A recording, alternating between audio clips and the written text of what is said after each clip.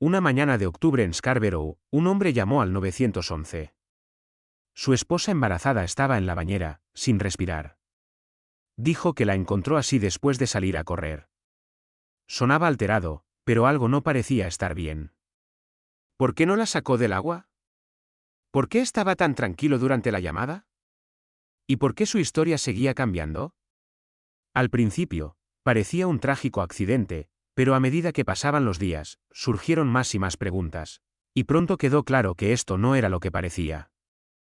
Esta es la historia de una mujer llena de vida, un esposo con oscuros secretos y una verdad que tardó años en salir a la luz. Philippe Grandine nació a finales de la década de 1980 y se crió en Ontario, Canadá. Desde temprana edad, sus allegados lo describían como carismático, seguro de sí mismo y notablemente brillante. Fue un estudiante de alto rendimiento en la escuela, ganando una beca por su excelencia académica en 2003. Con solo 17 años, Philippe apareció en los titulares locales cuando se convirtió en el primer concursante masculino en el concurso Miss Paris Fair, más tarde rebautizado como embajador de la Feria de París, donde fue nombrado finalista. El evento fomentaba el liderazgo juvenil y la participación comunitaria, cualidades que Philippe parecía encarnar plenamente. Al año siguiente, se graduó como el mejor estudiante de su distrito escolar. Con una pasión por la fe, siguió estudios teológicos y se convirtió en pastor en la Iglesia Bautista Evangélica en Nerdey-Road en 2007. Fue allí donde conoció a Anna. Anna, nacida el 10 de noviembre de 1981 en las Filipinas, era hija de María y Román Darwin y hermana de Hannah. Su familia emigró a Toronto en 1994 en busca de mejores oportunidades. Conocida por su disciplina y amabilidad, Anna trabajó en empleos a tiempo parcial mientras estudiaba en la Universidad de Toronto. En 2006, se graduó con honores en Biología Humana y Arqueología y comenzó a trabajar en evaluación de riesgos para una firma en el centro de Toronto. Los amigos y familiares de Anna la describían como un alma radiante, gentil, espiritual y llena de vida. A pesar de vivir con una condición hepática crónica, mantenía una actitud positiva, sin permitir nunca que su salud eclipsara su alegría. Su profunda fe la mantenía arraigada y era activa en varias congregaciones bautistas. En 2008, su vida personal también comenzó a florecer, especialmente después de cruzarse con Philippe. Tanto Anna como Philippe compartían una fuerte devoción por su fe y poco después de conocerse, comenzaron una relación basada en la conexión espiritual y la admiración mutua. Su vínculo creció rápidamente, lo que los llevó a un matrimonio cristiano tradicional. Se instalaron en un modesto bungalow en Scarborough, Ontario, y 3 años después, la pareja recibió una alegre noticia: Anna estaba embarazada. Estaba emocionada. Se refería al bebé cariñosamente como Jelly Bean y estaba encantada de abrazar la maternidad. Pero la felicidad no duró. En agosto de 2011, Anna hizo un descubrimiento devastador: Philippe estaba teniendo una aventura. Peor aún, la otra mujer no era una desconocida. Era una amiga de Anna y miembro de la misma iglesia donde Philippe predicaba. La traición fue profunda. Como si eso no fuera suficiente, Anna también descubrió que su esposo consumía regularmente contenido para adultos, un acto en violación directa de los valores que predicaba cada domingo. A pesar de la agitación emocional, Anna se mantuvo tranquila y serena. Su amor por Philippe no flaqueó. Expresó su disposición a perdonar, no solo a su esposo, sino también a la mujer que había traicionado su confianza. Pero el perdón no fue el final de la historia. Anna quería salvar su matrimonio, y lo que es más importante, quería ayudar a Philippe a encontrar el camino de regreso a los principios por los que una vez vivió. Recurrió a alguien en quien ambos confiaban, Steven, un amigo de toda la vida y compañero pastor. Cuando Anna le confió lo de la aventura, Steven se ofreció a mediar en sesiones de consejería semanales. Philippe aceptó. Parecía arrepentido y dispuesto a arreglar las cosas. Pero a medida que avanzaba la terapia, surgieron preocupaciones más profundas. Steven sugirió que Philippe renunciara a su rol pastoral, argumentando que alguien en conflicto moral no podía guiar eficazmente a otros. Permanecer como pastor, especialmente mientras su antigua amante todavía estaba en la congregación, era problemático. Resistiendo al principio, Philippe finalmente cedió y renunció a su cargo. Durante una de las sesiones, quedó claro que los problemas de Philippe se extendían más allá de la aventura. Su consumo compulsivo de material explícito planteaba un problema grave. Steven recomendó instalar filtros en la computadora de Philip para bloquear dichos sitios y enfatizó la importancia de centrarse en sanar su matrimonio. Philip pareció cumplir. Encontró un nuevo trabajo como enfermero y gerente en una casa de retiro. Desde fuera, parecía que estaba en el camino de la redención. Pero lo que sucedió después destrozaría esa ilusión y tomaría a todos por sorpresa. A pesar de asistir a terapia y renunciar a su rol pastoral, Philip no había terminado su aventura. Simplemente se volvió mejor para ocultarla. Él y su amante, quien fuera una amiga de confianza de Anna, continuaron sus encuentros secretos, a menudo reuniéndose en lugares apartados y usando su auto como lugar para sus citas. Anna no era ingenua, presentía las mentiras. A principios de octubre de 2011, durante una sesión de terapia de pareja, confrontó a Philip una vez más sobre la aventura. Apenas unos días después, el 14 de octubre, la joven de 29 años embarazada ingresó en un hospital quejándose de mareos y una fatiga abrumadora. Mientras estaba en la sala de emergencias, llamó a su hermana Hannah y le explicó que sus síntomas comenzaron poco después de beber un batido que su esposo le había preparado. Incluso le preguntó a Philip si le había puesto algo a la bebida, pero él lo negó. Sin embargo, sus instintos no estaban equivocados. Las pruebas de toxicología revelaron rastros del lorazepam, un medicamento comúnmente conocido como Ativan. Es un sedante que nunca debe administrarse a mujeres embarazadas debido a los riesgos que presenta tanto para la madre como para el feto. Anna permaneció bajo observación médica durante la noche y fue dada de alta una vez que su condición mejoró. Nadie podría haber sabido que esta visita al hospital sería la última. Solo 3 días después, el 17 de octubre, los servicios de emergencia recibieron una llamada de pánico de Philip. Afirmaba haber regresado de correr para encontrar a su esposa embarazada inconsciente y sumergida en la bañera. En la llamada, el despachador le dio instrucciones paso a paso: drene el agua, levántela, comience la reanimación cardiopulmonar. Pero Philip, un enfermero capacitado, afirmó que no sabía cómo realizar la reanimación. Dijo que no podía sacarla de la bañera porque estaba demasiado resbaladiza. El operador del 911 lo instó a usar toallas, a drenar el agua de la bañera, a actuar. Sin embargo, durante toda la llamada, el sonido del agua chapoteando nunca cesó. No había hecho nada. Cuando los primeros en responder llegaron a la casa, encontraron a Anna todavía sumergida. Fue llevada de urgencia al hospital, pero ni ella ni su hijo por nacer pudieron ser salvados. La autopsia confirmó la causa de la muerte: ahogamiento. Philip fue llevado para ser interrogado. Tras más de 2 horas con los investigadores, fue puesto en libertad. Al día siguiente, se reunió con el pastor Steven para discutir los arreglos del funeral. Cuando Steven sugirió comprar una parcela de entierro doble para que pudiera descansar junto a su esposa e hijo por nacer, Philip se negó fríamente, diciendo que podría volver a casarse algún día y que no creía que compartir una tumba con Anna fuera apropiado. El comentario fue discordante y tremendamente fuera de lugar para un hombre que acababa de perder a su esposa e hijo. 2 semanas después, se celebró el funeral de Anna en la iglesia bautista Jarvis, la misma congregación a la que había servido con devoción. Su familia, amigos y la comunidad se reunieron para honrar su memoria. Pero una invitada provocó indignación: la amante de Philip.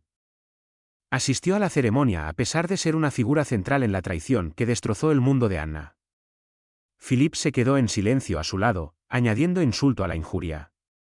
Publicó un obituario en el Toronto Star afirmando que Anna había sido su amada esposa y mejor amiga, y que habían esperado con ansias la llegada de su bebé.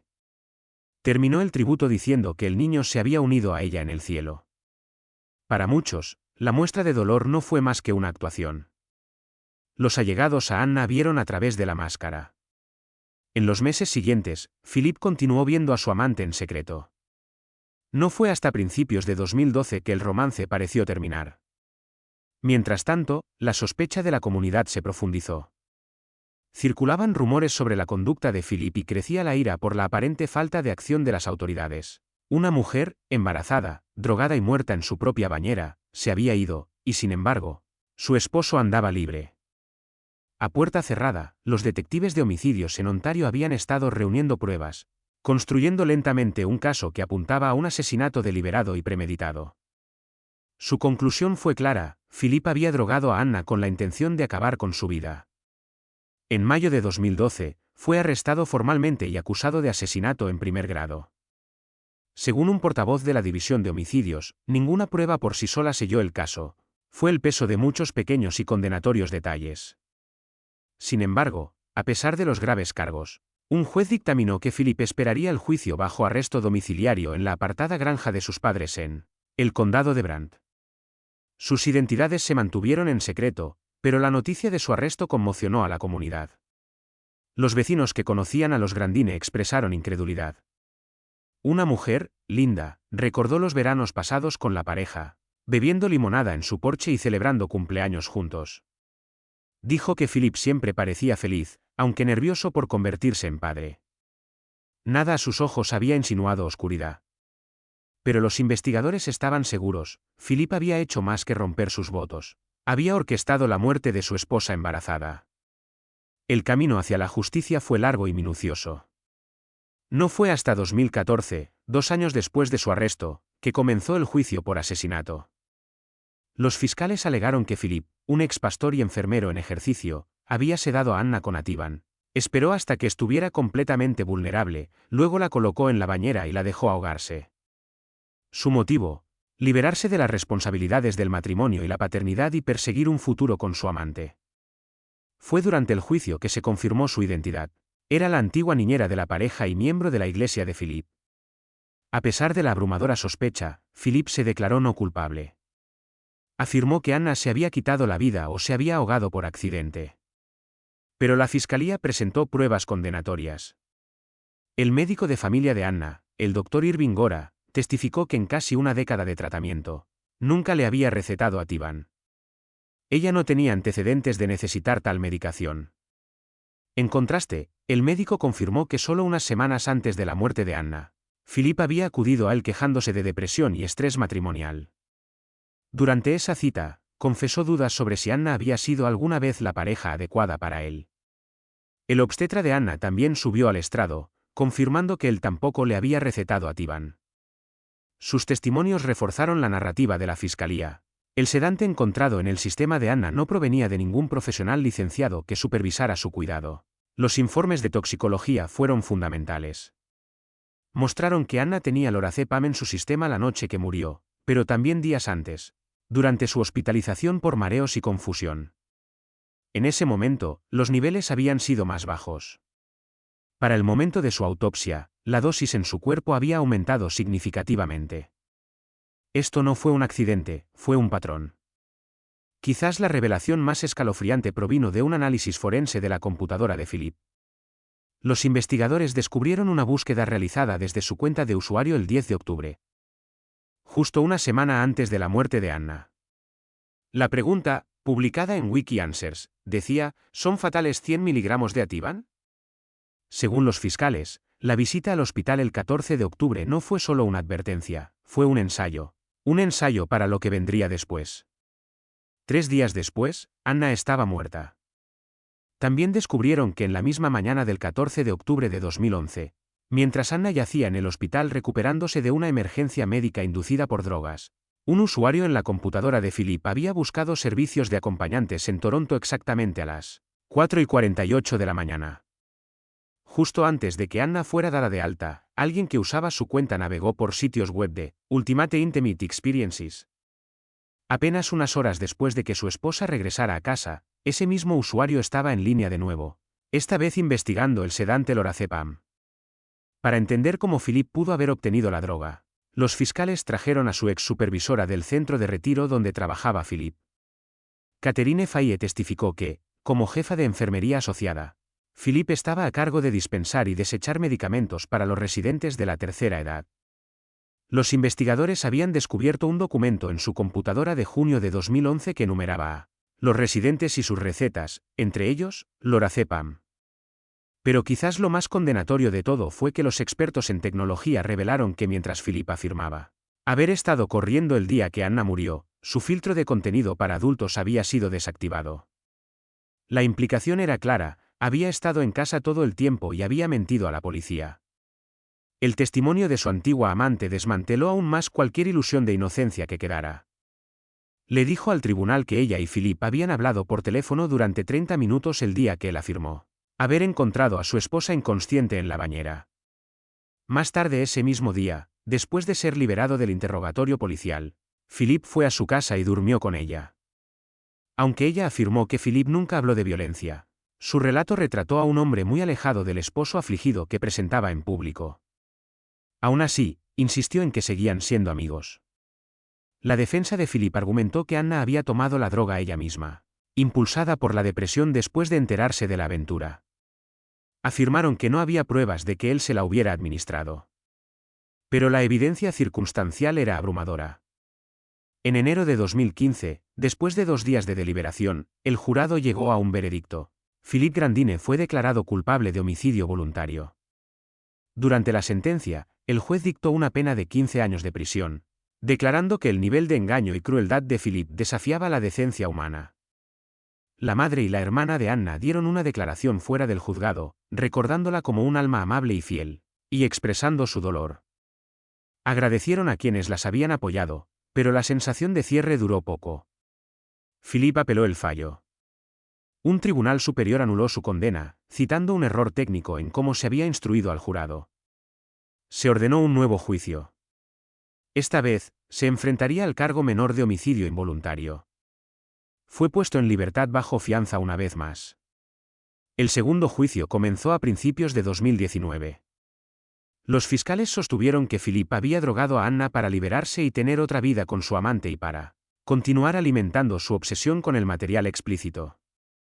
Argumentaron que, incluso si no la ahogó intencionalmente, había actuado con negligencia grave al permitirle bañarse bajo la influencia. La defensa repitió su afirmación de que Anna había tomado la droga por su cuenta y murió en un trágico accidente. Esta vez, el jurado condenó a Philippe por homicidio involuntario. Permaneció libre bajo fianza hasta la sentencia. Durante la declaración de impacto, la madre de Anna describió cómo su mundo se derrumbó al enterarse del ahogamiento de su hija. Calificó el ataque no solo como un crimen contra su hija y su nieto por nacer, sino contra Dios. Su padre, que había volado desde Filipinas, compartió que el trauma casi lo había matado a él también. En el viaje para asistir al funeral de su hija, sufrió 2 derrames cerebrales por el costo emocional. A principios de 2020, Philippe fue sentenciado una vez más a 15 años de prisión. El juez declaró que sus acciones fueron premeditadas, calculadas y maliciosas, y que la droga se había utilizado claramente para incapacitar a su esposa. Pero, increíblemente, Philippe apeló por tercera vez. Mientras esperaba otro juicio, se le concedió la libertad bajo fianza una vez más. Su equipo legal argumentó que no había pruebas de que él supiera que Anna había tomado el sedante y ninguna forma de probar que él previó su muerte. También argumentaron que la sentencia era excesiva. A este punto, la familia de Anna estaba perdiendo la esperanza. El hombre que había prometido amarla y protegerla, en cambio, le había quitado la vida, y el sistema de justicia parecía incapaz de hacerlo responsable. En mayo de 2022, más de una década después de la muerte de Anna, el Tribunal más alto de Ontario rechazó todas las apelaciones de Philippe. Los jueces acordaron por unanimidad que Philippe, como enfermero capacitado, tenía tanto el conocimiento general como el específico de los riesgos que Anna enfrentaba después de ingerir lorazepam. Concluyeron que él conocía los efectos de la droga, los había visto antes, y que su falta de intervención mientras ella se bañaba fue criminalmente negligente. Finalmente se ordenó a Philippe Grandine que comenzara a cumplir su sentencia completa de 15 años. Después del fallo, la hermana de Anna, Hannah, habló con los reporteros. Dijo que les daba paz saber que ahora estaba bajo custodia por un crimen por el que había sido condenado 2 veces. Enfatizó que la justicia para las víctimas de abuso doméstico debe ser real y significativa, y que mientras Philippe había retrasado la rendición de cuentas con apelaciones y juegos legales, Anna nunca tuvo la oportunidad de apelar su destino. Fue sentenciada a muerte la noche en que su esposo eligió la traición sobre el amor. Desde ese trágico día de octubre de 2011, la familia de Anna ha vivido una pesadilla. Habían dejado su hogar en Filipinas esperando un futuro mejor en Canadá, pero en Philippe Grandine encontraron a un hombre cuya imagen pública de virtud enmascaraba una oscuridad que pocos podrían haber imaginado. Anna Grandine era gentil, era amable, estaba llena de fe y luz, y su vida fue robada por la misma persona en la que más confiaba.